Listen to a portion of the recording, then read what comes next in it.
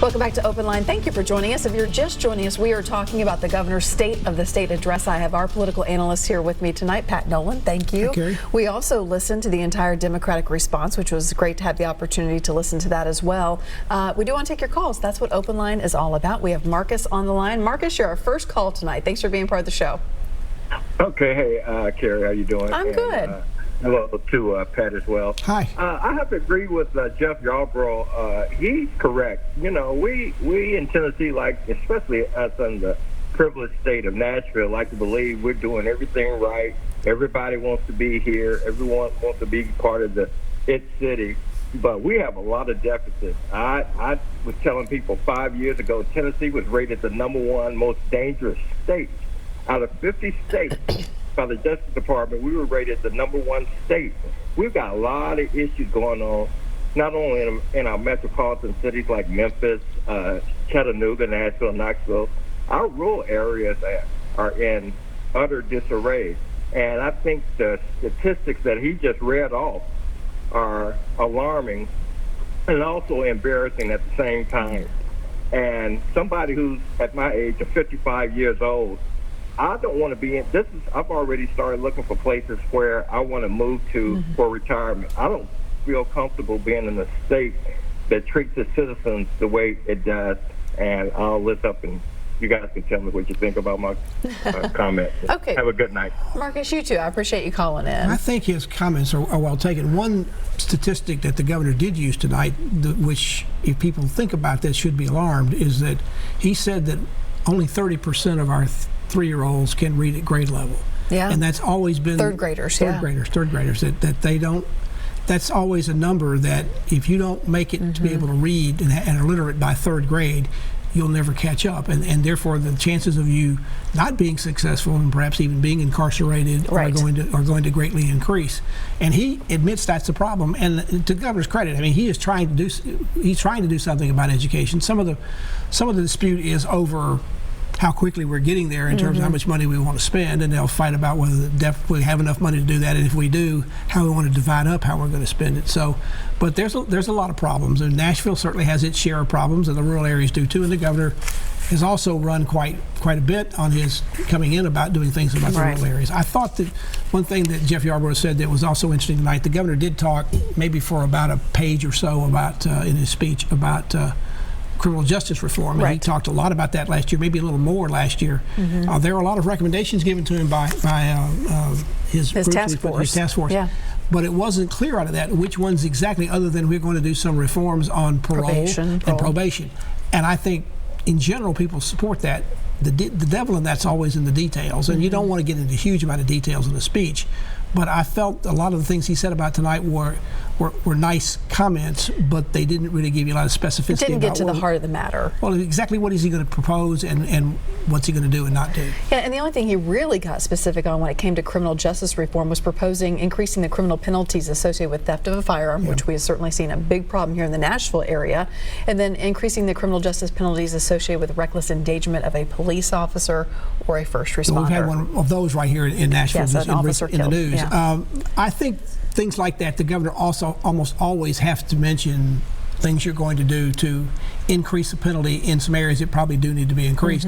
Because if you're going to talk about doing things to sort of decrease them or reform criminal justice in order to take care of those who support him on the conservative side, you've got to keep those people happy, because if you start looking too much like you're unlocking the jail cells and letting people out, they'll be unhappy. With his vagueness when it comes to the criminal justice reform, how much is that placating his base? Well, the first part probably does some of that. The second part, it seems to me, from what I understand, and I saw this last week when we had the House Speaker on my show, Cameron Sexton is in general supportive of it, but he kind of indicated they were working with the governor to get the specificities to decide one of those things he's going to propose that they might want to back. So my feeling is there might be a little dancing going on to figure out who's going to do what and what is acceptable, and see if he can come up with a package that he can actually get passed, because it's not going to help him to put a package in there that doesn't get through, because that will only set back the whole cause of doing criminal justice reform. Just kind of like the abortion proposals he put through last year, and even the speaker Well, in they that said, case, the "I lieutenant don't governor was know." against one of them, Yeah. and that bill didn't pass. And this year, the fact that the governor has come together and brought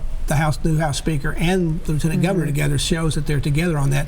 The question is, what's that bill going to look like? Because heartbeat legislation in other states has not been able to do very well in the courts. Right. And it seemed to me, from what I read, one of the things they're looking at is some kind of almost sliding scale. Well, if the courts won't let us do it at 6 weeks, they might let us do it at 10 weeks, might let us do it at 12 weeks.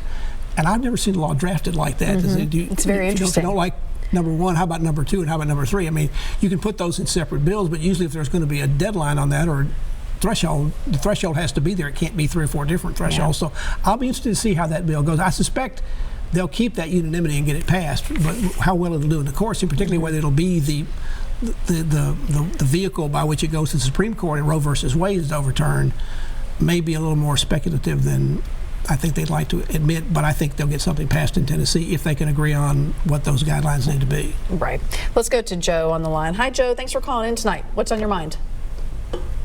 Do you have me, Joe? Yeah, I sure do. Go ahead, Joe. Yeah, I think most Tennesseans would honestly say that the biggest thing about living in Tennessee is being protected. So I think we don't want to have to fear our homes being broken into. We don't have to want to fear our cars being broken into. We don't want to have this systematic problem, if I said that correctly, of the police officers being the bad guys. I think we have a shortage in Nashville of police officers.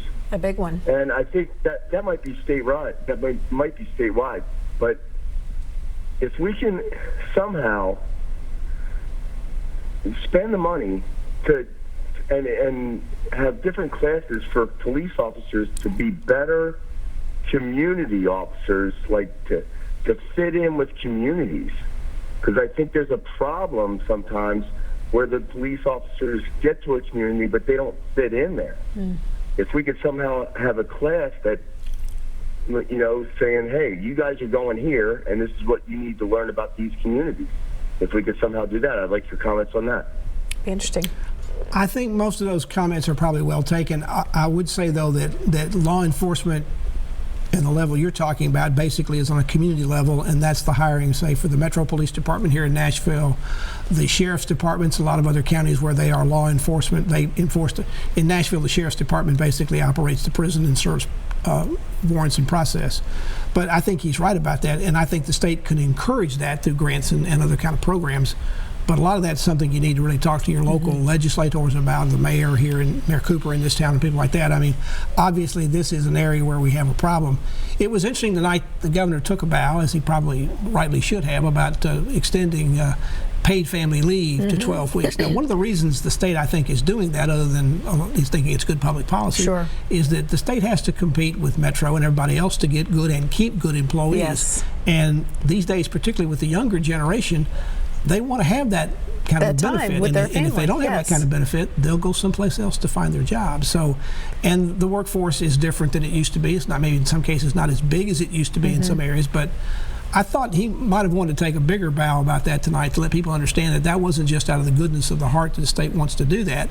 And I do know there's some lawmakers, because the House Speaker was kind of a little bit standoffish about it, because I still think they still need to be convinced that this is not going to cost the state a lot more money than the $1 million or so we heard when this was announced. And of course, Metro's got that same problem now that the state's giving 12 weeks paid, and they only give like 6 weeks right now. They've got, and Mayor Cooper says he wants to give 12 weeks. Well, that's Metro's also in a lot different budget situation than the state is right now. Well, right, $40 million in the hole is a lot different than we have a fully funded rainy day fund and so forth and so on. So, yes, one thing that I thought was interesting that both Governor Lee mentioned and Senator Yarborough mentioned, although their ways of solving this seem to be a bit different, was development and what's happening in our rural areas of Tennessee. There are certain places in Tennessee that are thriving. We see the economic development. We see it all around us here in Nashville. There are many places, our more rural counties, that are just dying on the vine. If you take out particularly what's going on in Nashville and surrounding areas, as far up as Clarksville, although they're separate MSA, same thing is true to some degree in Memphis. They're seeing a revival down there. You're seeing it in Chattanooga and in Knoxville. Outside of the rural areas, it's difficult, particularly in rural West Tennessee. Now, the governor's talked a lot about rural things. He bragged on some things he's had some success with. He also talked about, and I had not heard a lot, but I think he talked about this last year, but he talked about it again, at least in the notes from his speech, about the whole idea of having the economic development and the tourism people doing rural tourism. Now, that's something you wouldn't have thought would be a big thing, but if you think about the beauty of Tennessee and how much of it is in rural areas, it makes a lot of sense. And so also trying to, sweeten the deal for companies to set up shop in these areas. That can be a hard sell, even with tax incentives. Well, it's part of the things, and the one thing he did sort of go off speech a little bit tonight to sort of make a joke he's talking about the continued expansion of broadband, so that he might get it on his farm, so that you can have broadband all over the state, so you can do it in rural areas, and so therefore it becomes like a lot of places where it doesn't matter where you're located, as long as you've got access to broadband, you can do a lot of things, even on the governor's farm. Yeah. He told Maria, we're going to get broadband this year. Right. Okay, we have to take another quick break. We're going to come right back after this. Stay with us.